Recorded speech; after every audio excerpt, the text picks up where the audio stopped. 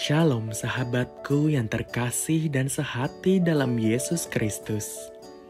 Jumpa lagi kita pada kesempatan kali ini. Mari kita siapkan diri dan hati kita untuk menjadikannya layak menyambut Tuhan, supaya kita bisa menjadi garam dan terang dalam kehidupan ini. Tentunya dengan bersama kita Resapi, Renungan Sabda Pendalaman Iman, presented by BPK PKK KAJ. Bacaan dari Injil Matius bab 13 ayat 1-9. Pada hari itu keluarlah Yesus dari rumah itu dan duduk di tepi danau. Lalu datanglah orang banyak berbondong-bondong dan mengerumuni dia, sehingga ia naik ke perahu dan duduk di situ, sedangkan orang banyak semuanya berdiri di pantai. Ia mengucapkan banyak hal dalam perumpamaan kepada mereka. Katanya, adalah seorang penabur keluar untuk menabur. Pada waktu ia menabur, sebagian benih itu jatuh di pinggir jalan. Lalu datanglah burung dan memakannya sampai habis. Sebagian jatuh di tanah yang berbatu, yang tidak banyak tanahnya, lalu benih itu pun segera tumbuh karena tanahnya tipis. Tetapi sesudah matahari terbit, layulah tanaman-tanaman itu, dan menjadi kering karena tidak berakar. Sebagian lagi jatuh di tengah semak duri, lalu makin besarlah semak itu dan menghimpitnya sampai mati. Sebagian jatuh di tanah yang baik, lalu berbuah. Ada yang 100 kali lipat, ada yang 60 kali lipat, ada yang 30 kali lipat. Siapa yang bertelinga, hendaklah ia mendengar. Demikianlah Injil Tuhan. Bapak, Ibu, Saudara-saudari yang terkasih di dalam Yesus Kristus. Kali ini saya mengajak kita semua untuk bersama-sama merenungkan sebuah tema yang cukup menarik, yaitu panggilan untuk menabur atau menanam kebaikan, atau mewartakan kerajaan surga, di mana di dalam kerajaan surga itu terkandung nilai-nilai sukacita, damai sejahtera, kebenaran, dan keadilan. Saya akan memulai dengan panggilan Yeremia yang saya kutip dari Yeremia 1 ayat 1-4 dilanjutkan dengan ayat 10. Di mana panggilan terhadap Yeremia untuk melakukan tugas perutusan ternyata sudah terjadi sejak di dalam rahim ibunya, di mana Allah telah mengenal dia terlebih dahulu, kemudian membentuk, menguduskan, menentukan, dan mengutusnya untuk menjadi nabi bagi berbagai bangsa.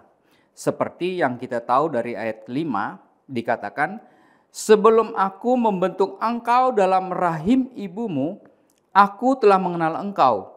Dan sebelum engkau dilahirkan, aku telah menguduskan dikau, aku telah menentukan dikau menjadi nabi untuk berbagai bangsa. Bapak, Ibu, Saudara-saudari yang terkasih di dalam Yesus Kristus. Di dalam Perjanjian Baru, khususnya Injil yang kita baca hari ini, yang saya kutip dari Injil Matius bab 13 ayat 1-9. Tentang Yesus mengajar dengan menggunakan perumpamaan menabur benih.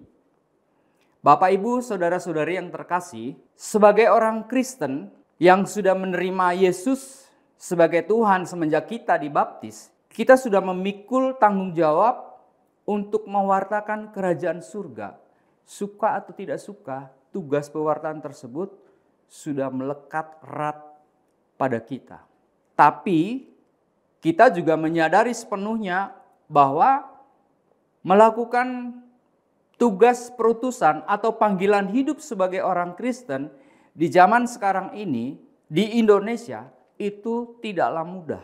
Nah, oleh karena itu banyak dari kita akan membuat alasan, saya tidak layak, saya masih terlalu muda atau sudah tua, saya tidak pandai bicara, saya kurang pandai. Sama seperti Yeremia membuat alasan seperti itu.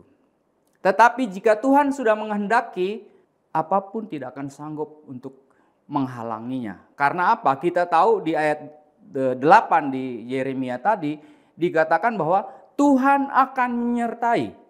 Ketika kita menanggapi panggilan tersebut dengan baik, maka pasti Tuhan akan menyediakan atau melengkapi kita dengan sejumlah kemampuan yang kita perlukan untuk menjalankan tugas tersebut. Nah, di dalam Injil yang kita baca hari ini, ada 4 karakter yang akan kita hadapi ketika kita menjalankan tugas pewartaan kita sebagai orang Kristen. Yaitu yang pertama adalah orang dengan karakter tanah tipis. Ada orang yang berkarakter tanah jalanan. Ada orang yang berkarakter semak berduri. Dan yang terakhir ada orang yang berkarakter tanah subur. Maka kita harus tetap mampu, sanggup untuk menjalankan tugas perutusan kita. Apapun karakter, apapun watak, bagaimanapun respon orang-orang yang kita hadapi dalam keseharian hidup kita. Kita tahu bahwa menjadi orang Kristen itu tidak mudah. Karena di sanalah kita akan memberikan kesaksian tentang bagaimana kebaikan Tuhan yang kita alami, tentang bagaimana Yesus Kristus menyelamatkan dunia. Itulah yang akan kita sampaikan dalam kehidupan kita sehari-hari. Memang tidaklah mudah, Bapak Ibu.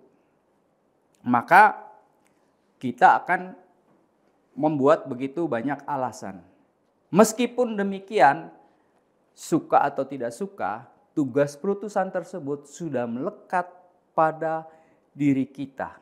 Maka kita hanya bisa untuk menjalankannya dalam kehidupan kita sehari-hari.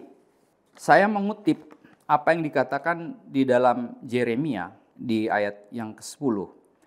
Ketahuilah pada hari ini aku akan mengangkat engkau atas bangsa-bangsa dan kerajaan-kerajaan untuk mencabut dan merobohkan, membinasakan dan menjatuhkan, membangun dan menanam.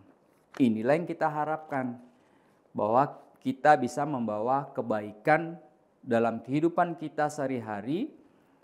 Banyak orang yang mengenal Yesus Kristus, banyak orang yang bertobat, banyak orang yang mau diselamatkan.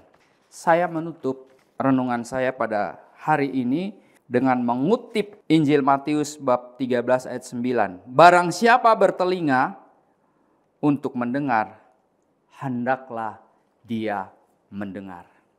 Demikian, dan saya tutup dengan doa. Dalam nama Bapa dan Putra dan Roh Kudus. Amin. Tuhan Allah Bapa, Allah Putra, Allah Roh Kudus, Engkau telah memanggil kami untuk menjalankan tugas perutusan, mewartakan kabar sukacita kerajaan surga.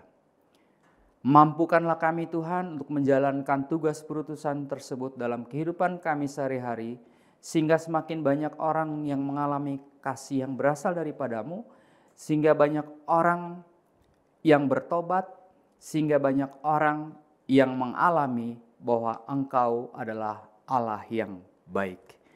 Terima kasih Tuhan, terpujilah Engkau kini dan sepanjang masa. Amin. Dalam nama Bapa dan Putra dan Roh Kudus. Amin. Terima kasih Tuhan memberkati.